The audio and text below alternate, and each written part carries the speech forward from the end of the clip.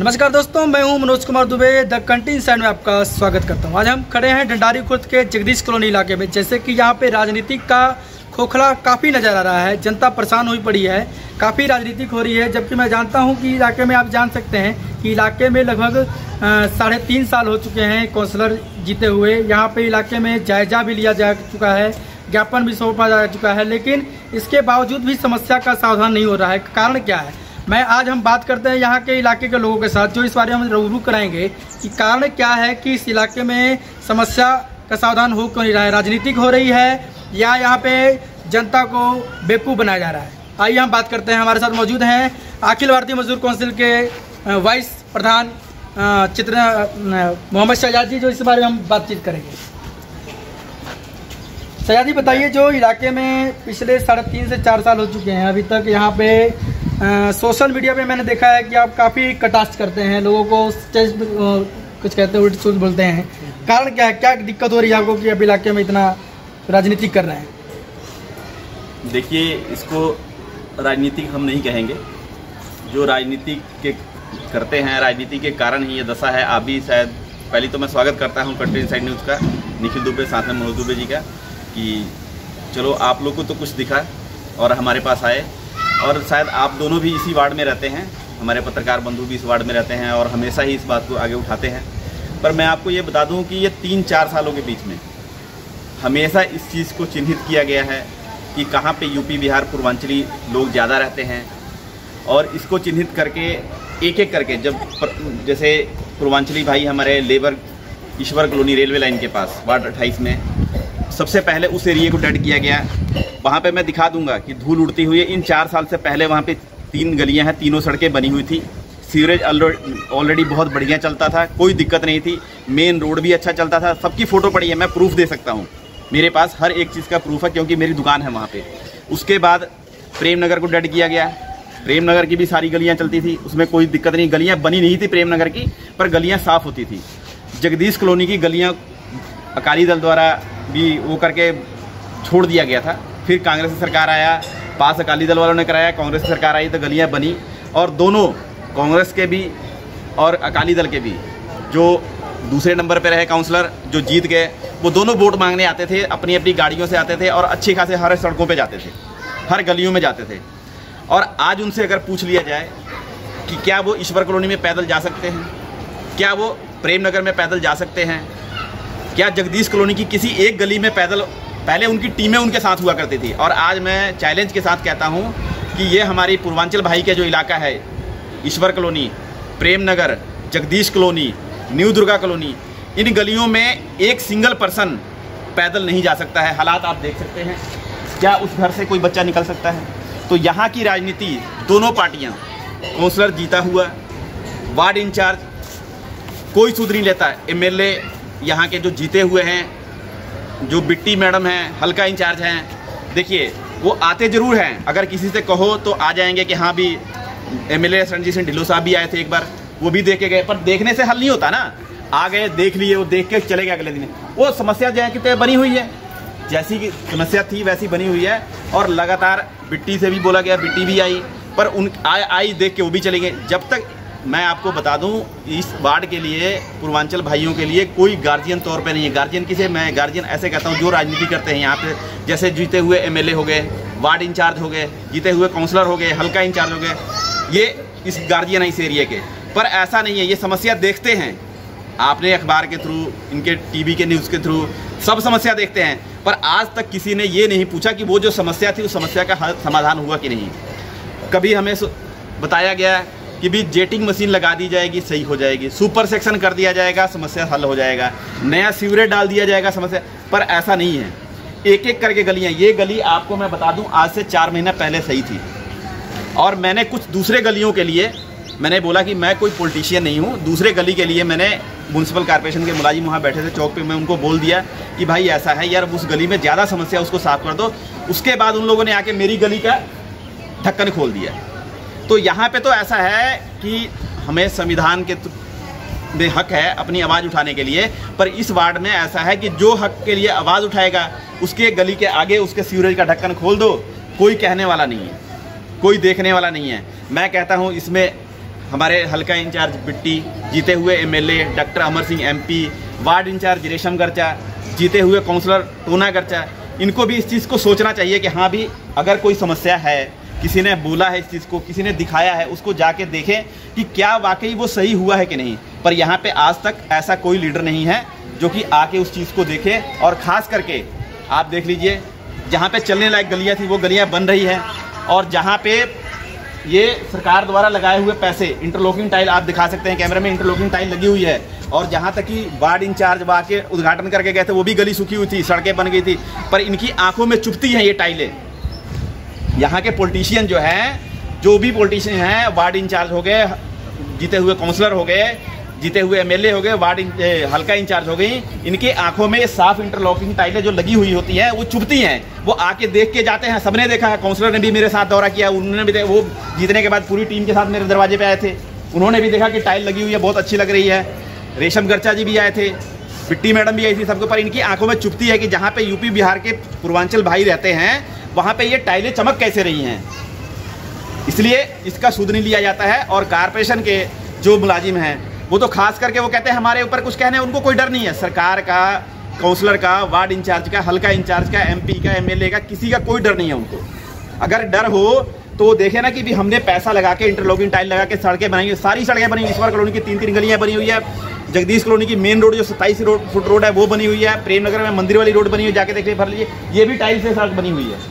सरकार ने पैसा लगा के टाइलों से सड़क बनाई हुई है। पर देख लो, एक कोई जगह ऐसी मेरे को दिखा दो कि आपको लगता है उस घर से अगर कोई बच्चा या वो लेडीज निकलती है उसके पैर नाली में ना जाता हो। उसके दरवाजे के आगे देखिए ये हालात बनी हुई है, सिर्फ इसलिए। अब हम बात करते हैं यहाँ पे जो स्मार्ट सिटी बनाने का दावा किया गया था मेयर, कमिश्नर और अधिकारियों के बजाय, इस इलाकों को स्मार्ट सिटी का तो खोखला नजर आ रहा है कि आप देख सकते हैं कि इलाके की हालात कितना ही दयनीय हो पड़ी है कि इलाके में किसी भी प्रकार का कोई भी अधिकारी यहाँ पर न तो जायजा ले पा रहा है और ना ही कोई स्वच्छता का सुधार हो पा रहा है। देख सकते हैं इलाके का हालात। अब हम स्मार्ट सिटी के बारे में बात करेंगे। टाइलें लगी हुई हैं ऊपर, हम स्मार्ट सिटी की बात करते हैं। यहाँ पे टाइल बिछाई गई थी, जनता को किसी भी प्रकार की दिक्कत ना हो।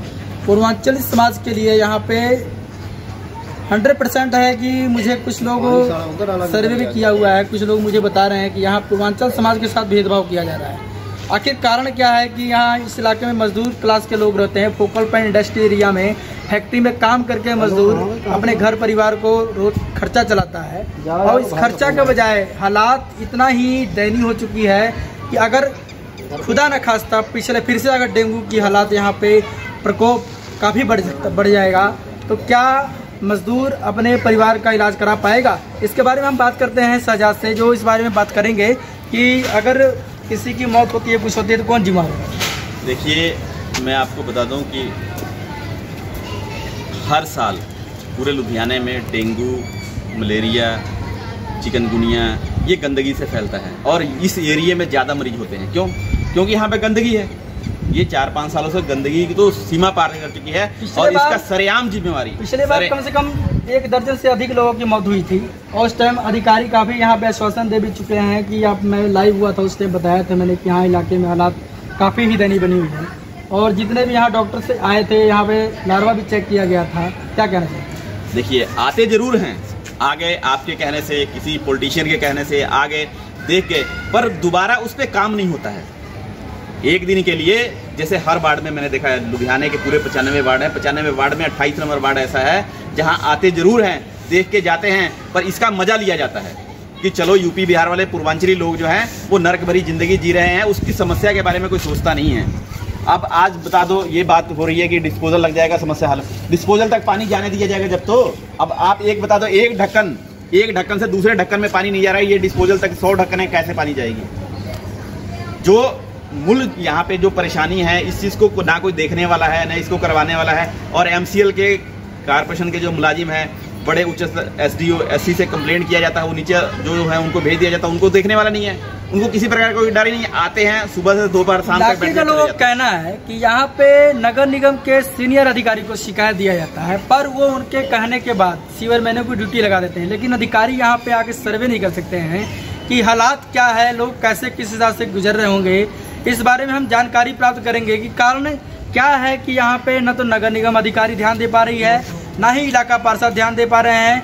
आखिर वो बस फ़ोन पे किसी न किसी अधिकारी से मिल रहे हैं या वहाँ पे जाके मिल रहे हैं। इलाके में सर्वे तो करें एक बार, देख सकते हैं इलाके की हालात कितना ही दयनीय बनी हुई है। लगभग 4 से 5 गलियाँ ऐसी हैं इलाके की जो मेन गलियाँ हैं, और गलियों की बात छोड़ दूँ मैं आपको।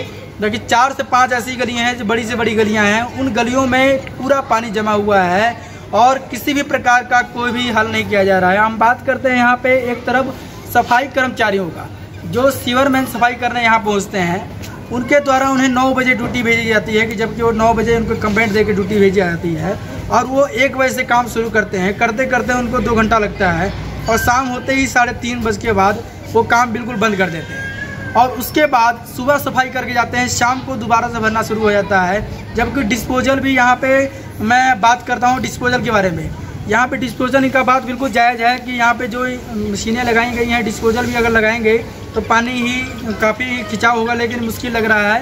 क्योंकि जिस टाइम मैं लाइव हुआ था उस टाइम मैं बता देता हूँ आपको, उस टाइम ही मैंने बताया था कि यहाँ जो सीवर लाइन डाली जा रही है कोई भी यहाँ पे हल नहीं हो पाएगा। अगर इसके बजाय पहले से ये लोग डिस्पोजल का सिस्टम बनाए होते, प्रॉपर सफाई कराया जाए, 15 से 20 दिन में हर एक आदमी चेक करके जाए इलाके की हालात को, तो 100% है कि इलाके के हालात सुधर सकता है। अब हम बात करते हैं इलाका अपने सजाद से, जो इस बारे में हम फिर से दोबारा प्राप्त करते हैं। अगर इस बारे में अगर हल नहीं हुआ तो क्या स्टेप उठाएंगे? देखिए मैं आपको बता दूं, मैं आपको पहले भी बताया कि समस्याएं होती है, उसके लिए जन आंदोलन करते हैं, संविधान ने हमें हक दिया हुआ है, भूख हड़ताल करने के सब कुछ कर लिया गया है। यहाँ पे ये आपको मैं बात बता दूं, आज भी ये समस्या आप देख रहे हैं ना, समस्या भी देख रहे हैं, समस्या दिखाइएगा भी। उसके बावजूद भी इन पॉलिटिशियन के बीच में ये चर्चा होगी कि शहजाद ने ऐसा क्यों कहा, वो समस्या नहीं दिखेगी। अगर सही में उनके अंदर ज़मीर होगी तो वो कहेंगे कि भी समस्या ये जो बनी हुई है इसको ठीक किया जाए, ये इसका कहने की वाली बात जो है वो जायज़ है। बट ये नहीं बात होगी, यहाँ पे ये होगी समस्या कि भाई शहजाद ने ऐसा बोला तो जो उसकी 2 टाइलें उसके घर के आगे जो दिख रही हैं उसको भी गंदे पानी में डुबो दो। आज तक 4.5 साल में यही हुआ है कि जो अपनी आवाज़ थोड़ा सा उठाना चाहता है, जो बताना चाहता है कि भी यहाँ पे समस्या है, उस समस्या को और बढ़ा दी जाती है, उसको दबाने की काम किया जाता है, उसे और दाबने कुचलने का काम किया जाता है, पर उसकी बताई हुई समस्या पे कोई ध्यान देने वाला नहीं है। और मैं बता रहा हूँ कि इस इलेक्शन में अगर यूपी बिहार वाले जो पूर्वांचल उनकी ज़मीर जिंदा होगी तो इनको अपने वोट की ताकतों से इनको अकल दिला देंगे कि हाँ तुम्हारे साथ पावर थी, तुम पावर में थे, तुमने सत्ता में थे, तो तुमने हमारे साथ किया और जब इलेक्शन आया है तो हम तुम्हारे साथ क्या कर सकते हैं। सरकार बनाएंगे। देखिए मैं आपको बोलूँ, पूर्वांचल समाज के अभी इतने जागरूक हमारा लीडर नहीं है, हमारा कोई ऐसा लीडर नहीं है जो जागरूक लीडर जिसे हम मीटिंगें करेंगे, बैठेंगे, उसमें हमारा अगर कोई बंदा ऐसा निकलता है जिसे पूरी समाज पसंद करती है उसको हम आगे करके, हम खुद लीडर नहीं बनना चाहते हैं कभी भी, हम लीडर बनाने का काम करेंगे, पूरी समाज को साथ में लेके मीटिंग करेंगे। अगर ऐसा कोई हमारा बंदा निकलता है तो हम उसके बारे में सोचेंगे। हम आपको ये नहीं बता सकते सरकार के काउंसिलर के बारे में नहीं, बट जो हमारे पास वोट लेने आएगा उसको हम अपने दरवाजे पे जरूर बुलाएंगे कि ये देख लो क्या है। अब मैं एक आपसे एक ऐसी ही क्वेश्चन करने जा रहा हूँ जो अजीबोगरीब है। एक इलाके में आज से 2 से 2.5 साल पहले एक इलाके में रहने वाले कमलेश्वर कुशवाहा ने नगर निगम के खिलाफ अपने फेसबुक पर धमकी दिया था कि अगर नगर निगम अगले 1 सप्ताह तक इलाके की समस्या का हल नहीं किए तो मैं आत्महत्या करूँगा। इसका वजह क्या है मैं आपको बता देता हूँ। उनकी खुद की बेटी गटर में गिर गई थी, जिसके बाद काफ़ी ही परेशान होकर रात को सोए नहीं, खाना नहीं खाए और परेशान हो चुके थे। और परेशान होने के बाद उसने सुबह पोस्ट डाला था कि अगर वीरवार को सुबह अगर इलाके के लोग नगर निगम अधिकारी सफाई नहीं करते हैं तो मैं आत्महत्या कर लूँगा। जिसके बाद इस खबर को प्रकाशित किया गया था, चैनलों पे चलाया गया था और उस चैनल को फेसबुक पे डालने के बाद काफ़ी ही यह तेज़ी से फैलती नज़र आ रही थी, वायरल काफ़ी हो रहा था। अब इस समस्या का हल करने के लिए काफ़ी अधिकारी यहाँ पहुँचे थे, नगर निगम की टीम पहुँची थी, काफ़ी उन लोग हल करने की कोशिश किए। इनको आश्वासन भी दिलाया गया कि आप ऐसा ना करें। काउंसलर साहब खुद यहाँ पे इलाके में आए हुए थे, उन्होंने एक साफ कह दिया कि भाई आप टेंशन मत लीजिए, किसी भी प्रकार की ऐसी परेशानी होगी तो मैं इसका हल कराऊंगा। लेकिन उस गली को छोड़ते हुए लगभग 4 से 3.5 से 4 साल हो चुका है, अभी तक उसका हल नहीं हुआ। आश्वासन पे आश्वासन इनको मिलता गया और उस जगह को छोड़कर अब दूसरा अपने इलाके को दूसरे जगह अपने शिफ्ट कर लिया और वहाँ कमरा खाली कर दिया। अब हम बात करते हैं कमलेश्वर कुशवाहा से इस बारे में कि आपने किस वजह से आत्महत्या का अपना आरोप लगाया था, नगर निगम को धमकी दिया था, कारण क्या है और क्यों परेशान हुआ था, अब आगे क्या करेंगे, क्या स्टेप है? पहले तो दुबे धन्यवाद, बड़े दिन बाद आपने याद कराया कि सुसाइड के लिए बोला गया था और कारण भी आपने बताया। लेकिन वही बात शहजाद जो पहले से ही कह रहे हैं कि सिर्फ कारण देख लिया जाता है, किसी की परेशानी है उसको जाके जैसे मुझे समझा दिए कि नहीं सुसाइड का स्टेप छोड़ दो, ऐसे वैसे हम हल करा देंगे। पर उन्होंने यही देखा कि वाकई में पूर्वांचली एक स्टेप ये मुझे भी अब दिखने लग गया है। पूर्वांचली होने के नाते ही हमें इतना दुख सहना पड़ रहा है। मजबूरन वो घर छोड़कर मुझे दूसरी जगह शिफ्ट होना पड़ा, क्योंकि हर आदमी आया, सभी ने परेशानी देखी, लेकिन हल किसी ने नहीं कराया। आज भी मैं दावे के साथ कह सकता हूं कि जितनी वहां परेशानी तब थी जब मैंने ये स्टेप लिया था, आज उससे 10 गुना ऊपर वो हो चुका है, लेकिन कोई पूछने वाला नहीं है, कोई देखने वाला नहीं है।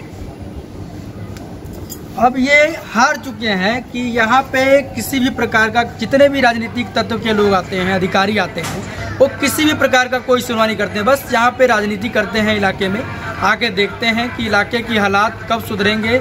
लगभग सीवरमैनों की ड्यूटी लगा देते हैं, नगर निगम को फ़ोन कर देते हैं, लगभग 10 से 5 दिन तक काम कर देंगे, फिर उसके बाद काम से बंद कर देते हैं। धन्यवाद आपका। इस खबर को अधिक से अधिक शेयर कीजिएगा, कमेंट कीजिएगा। धन्यवाद।